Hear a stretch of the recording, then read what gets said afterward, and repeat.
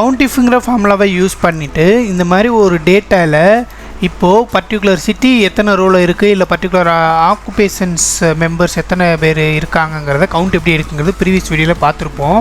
நம்ம already previous வீடியோவில் 2 டைப்பாக எப்படி யூஸ் பண்ணுறதுன்னு பார்த்துருப்போம். அதோட லிங்க் இந்த வீடியோவோட கீழே நீங்கள் பார்த்தீங்கன்னா இருக்கும். இது 3rd டைப் எப்படிங்கிறத பார்த்து அண்டர்ஸ்டாண்ட் பண்ணிக்கோங்க. நெக்ஸ்ட்டு சினாரியோ என்னென்னா, சிங்கிள் காலம் இல்லாமல் எனக்கு 2 காலமாக கம்பைன் பண்ணி நம்ம டேட்டா எடுக்கணும். அதாவது இப்போ இந்த சிட்டியில் அட் த சேம் டைம் இந்த பொசிஷனில் எத்தனை பேர் இருக்காங்க, இல்லைன்னா இந்த ஏஜ் குரூப்பில் இந்த டீச்சருங்கிறவங்க எத்தனை பேர் இருக்காங்க, இந்த மாதிரி 2 கண்டிஷனை சேர்த்து பார்க்கணுங்கிறதுக்கு இன்னொரு ஃபார்முலா இருக்குது. அது எப்படின்னு பார்த்துடலாம். அதுக்கு என்ன ஃபார்முலானா ஈக்குவல் கவுண்ட் இஃப் எஸ். நம்ம இதுக்கு முன்னாடி சம் அண்ட் கவுண்ட் இஃப்னு பார்த்துருப்போம். இங்கே வந்து கவுண்ட் இஃப் எஸ், லாஸ்ட்டில் எஸ்ன்னு முடிகிற மாதிரி ஒரு ஃபார்முலா இருக்கும். அந்த ஃபார்முலாவை எடுத்துகிட்டு இப்போ நம்ம வந்து க்ரிட்டேரியா போட போகிறோம். இந்த ஏஜ் குரூப், ஏதாச்சும் ஒரு பர்டிகுலர் ஏஜ் குரூப்பு, நம்ம இப்போ ஒரு 30 வச்சுக்கலாம்.